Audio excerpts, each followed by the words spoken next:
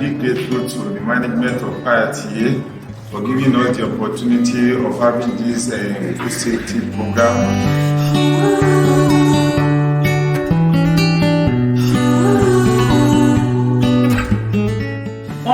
Wọ́n ṣí ojú wa sí gbogbo àwọn ìjàmbá tó wà nínú láti máa jẹ oúnjẹ tí ò mọ́ àti gbogbo àrùn tí a lè kó àti gbogbo àwọn ìṣòro táwọn àgbẹ̀ àtàwọn aráàlú tí wọ́n lè bá pàdé.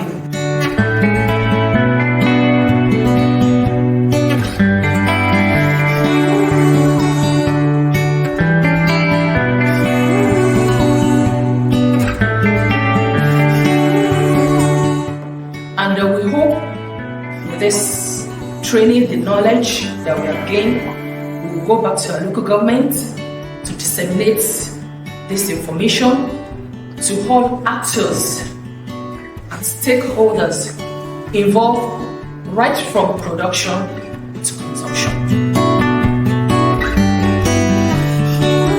Oúnjẹ mi ò ní pa mí.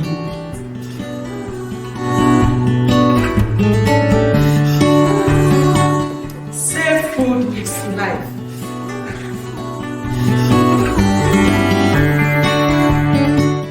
Eat to live and not die. Don't just eat.